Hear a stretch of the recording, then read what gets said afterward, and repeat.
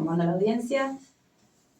Bueno, en este caso nos vamos a meter en un tema que hoy atraviesa de lleno a las escuelas, amenazas, violencia y mucho malestar, pero queremos saber qué hay detrás de todo esto, así que vamos a compartirles la editorial de la compañera de la 9 de abril, Virginia Pescarmona. A ver qué nos trajiste, Vir. Sí, amenazas en las escuelas, como decís, pero también una docencia que se siente agotada, instituciones explotadas y una novedad, instituciones militarizadas. ¿Qué es lo que está pasando? Nos vamos a preguntar. Lo primero que hay que decir es que la violencia no emerge del vacío. Estamos atravesando una realidad difícil de asimilar. Como decías, más de 600 pintadas en escuelas de todo el país que amenazaban con tiroteos y ataques. La realidad estalla en los barrios, estalla en los lugares de trabajo, estalla en las escuelas. Y la discusión no puede simplificarse en que se trata de desafíos de las redes, chistes, modas, o que solo se trata de pibes barderos. Los pibes tienen razón, la realidad no da para más. Se ve en la calle, en los lugares de trabajo, en los lugares de estudio. Se transmite todos los días por televisión.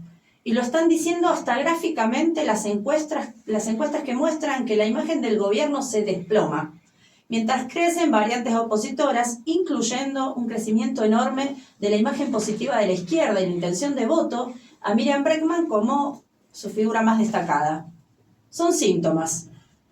Las escuelas, muchas veces lo hemos dicho y hasta está teorizado, son caja de resonancia de una crisis social y estructural muy profunda, que pone a las infancias y a las adolescencias en el centro de la atención. Desde el Estado se exige a la escuela que haga más, que resuelva más rápido y con menos presupuesto y con menos recursos. Y solo se proponen salidas punitivas. Se escucha policía, se escucha cárcel, se escucha multas. Estamos ante un entramado social marcado por la precarización y la pobreza que es progresivo. Hay realidades que no podemos soslayar, como que el 30% de las infancias y adolescencias sufren inseguridad, pero alimentaria.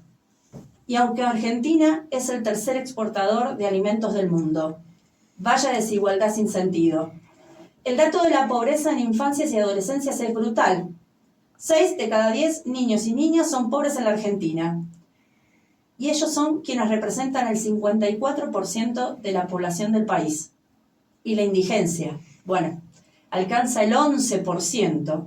Y estos datos no son nuestros, son los datos que procesa la UCA en base a los datos del INDEC.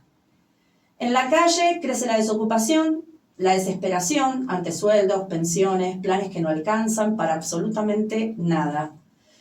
El impacto también se siente cada día en los alquileres, en los servicios públicos, en el transporte, que aumentan muy por encima de los salarios. Cada factura que llega a nuestra casa recuerda que el ajuste no es una discusión abstracta, sino es una realidad que golpea todos los días el bolsillo y la vida. La respuesta del Estado frente al emergente de toda esta situación social terrible es aplicar medidas punitivas y patologizar el drama social. Pero la vida cotidiana, esa que se vuelve cada vez más precaria, genera una violencia que encuentra múltiples formas de expresión. Y abordarla exige ir más allá de lo inmediato. También es pensar cómo sostener espacios de acompañamiento y escucha, de fomentar la autoorganización y de transformar las condiciones que generan todo esto. Hay una avanzada que evidentemente desarticula completamente el vínculo pedagógico, y esto no es ni será gratis. En particular en Mendoza estamos en medio de cambios muy profundos en materia educativa.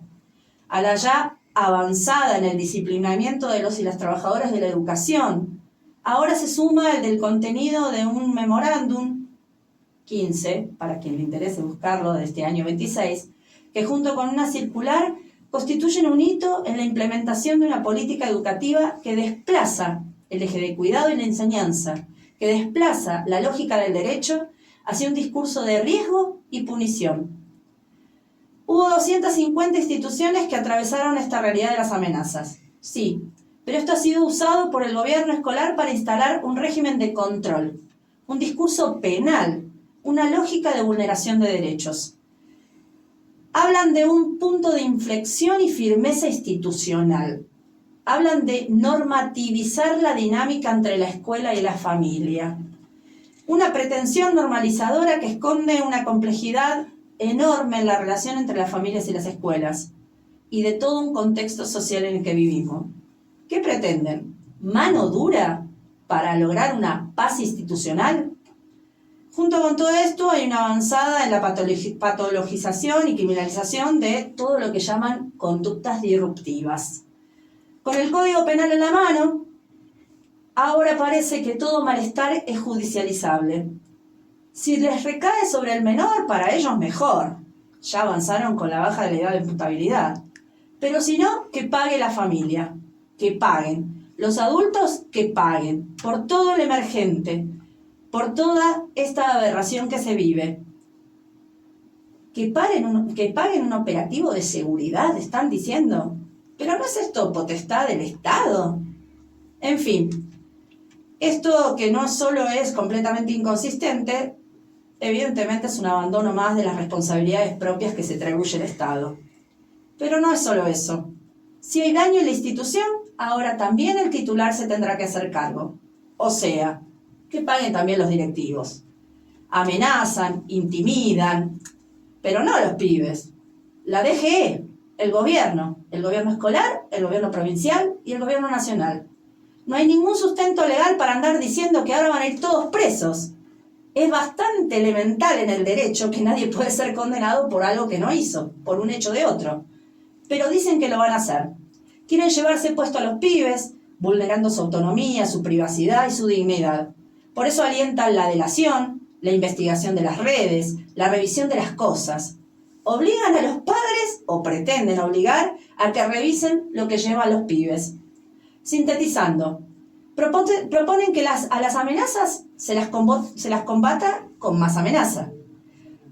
Proponen que al emergente de violencia se lo combata con más violencia, pero ahora desde el Estado. Ese sujeto peligroso, de ese sujeto peligroso que hablan, no son más que nuestros estudiantes. Son ellos con los que hemos lidiado siempre, con los que construimos una realidad, un vínculo, a quienes pretendemos cuidar, escuchar, acompañar, alentar, compartir la construcción de un horizonte distinto. Entonces será la propia juventud la que tenga que defender a las escuelas como un lugar efectivamente seguro, frente a las múltiples violencias que vienen desde afuera. Seremos todos y todas los que no nos olvidemos que la educación pública y la propia escuela son una conquista de la lucha. No está mal recordar que no existió siempre y que está profundamente atacada por el propio Estado, por toda la derecha, y no solo por este gobierno, sino uno tras otro por todos los gobiernos. Nada de lo que se está proponiendo resuelve el problema, por el contrario, lo acentúa, vulnera más derechos, algo al que nos quieren tener acostumbrados. Tenemos escuelas pobres sin presupuestos, docentes empobrecidos, sobresaturados, que no llegamos a fin de mes ni a mitad de mes, sobrecargados. Le seguimos, pero a pesar de todo eso, le seguimos poniendo todo para que funcione, con los estudiantes y las familias, que están pobres y precarias, sí, y son familias sin tiempo incluso para escuchar, acompañar, detectar. Ahí también hay un punto del problema. Con esta reforma laboral, ¿cómo piensan que esto se va a resolver? Lo que pensamos es que no queda otra. Hay que reconstruir la comunidad educativa. Hay que dejar de permitir que nos tiren más responsabilidades por la cabeza, porque además es una visión mentirosa, cínica y peligrosa. A esta política del garrote, del ajuste, de la motosierra sin fin, queremos contraponerla y organizarnos, proponer cambiar la realidad. La bronca, que se expresa de forma individual o destructiva, tiene que transformarse en organización colectiva. Queremos pelear por tener otra posibilidad de abordar estas situaciones y todas. Poner las necesidades de los pibes y las pibas por delante. Sobre todo, queremos una juventud que tenga el derecho a pararse sobre sus pies y ser sujeto político, de organizarse, de proponer una salida, de cambiar la realidad. que las y los estudiantes se organicen para decidir y tener voz. Desde la 9 de abril decimos que necesitamos un verdadero plan, otro plan, un plan integral que dé respuesta, una propuesta para que la juventud sea parte de la respuesta. Y hay que empezar diciendo, basta de criminalizar a la juventud, fuera la policía de las escuelas. Queremos una juventud de pie, que los centros de estudiantes tomen estas peleas en sus manos, porque necesitamos gestar espacios de organización y construir, junto con las familias, con los estudiantes, una salida para todo esto. Necesitamos más recursos, más equipos, más profesionales, más espacios de socialización. Las familias necesitan más tiempo para criar y educar, cosa que prácticamente es imposible con las condiciones en que se labura hoy. Hay que pelear por condiciones laborales, el salario, la reducción de la jornada laboral, la ampliación de licencias para cuidados cuando se necesita. Pero esto es solo para empezar. Tenemos derecho a pensar más allá. ¿Se pusieron a pensar si se podría, por ejemplo, gestar un control comunitario de las redes sociales? Una regulación real del acceso y el funcionamiento, donde haya expertos, donde la comunidad educativa sea parte. Todas esas políticas, además, se podrían costear muy fácilmente, justamente con impuestos a las grandes empresas tecnológicas que se están llenando de guita a costa de la salud mental de todos, de todas y en particular de la juventud. Y en el medio de todo esto, lo más loco, lo más salvaje, repudiable, es que mientras día a día transcurre esta miseria, transcurre este hambre, bronca y los emergentes brutales con los que vivimos, los sindicatos y las centrales mantienen un silencio criminal. ¿Nada tiene para aportar el SUTE en esta crisis? ¿El sindicato más grande de la provincia de Mendoza? El silencio es parte. Pero en distintos puntos del país hay conflictos que expresan un malestar profundo. Hay docentes que realizan paros masivos, como en Córdoba, Chubut. Hay bronca por el hundimiento de los salarios y los despidos que se cuentan por miles. Los jubilados no aflojan, el colectivo de la discapacidad no afloja. Es que no hay otra. Hay que movilizarse, hay que organizarse. Y lejos de resignarse, tenemos que estar dando la pelea. Frente a toda esta realidad, creemos que tenemos una chance, prontito, el 1 de mayo, para discutir cómo construir además una fuerza política propia de la clase trabajadora, una verdadera fuerza social y política que sea capaz de unificar las demandas de distintos sectores y plantear una salida de fondo frente a todos los ataques y frente a esta realidad de violencia y despojo. Esta perspectiva implica recuperar los sindicatos, los centros de estudiantes, fortalecer la organización desde abajo, preparar medidas de lucha que permitan enfrentar el ajuste. Supone también un debate con otras corrientes políticas como el peronismo, que quiere que esperemos a las elecciones del año que viene para repetir un programa que ya fracasó muchas veces y que no parte de romper, por ejemplo, con el FMI, de terminar con la sumisión del país. Esperar. ¿Qué más podemos esperar?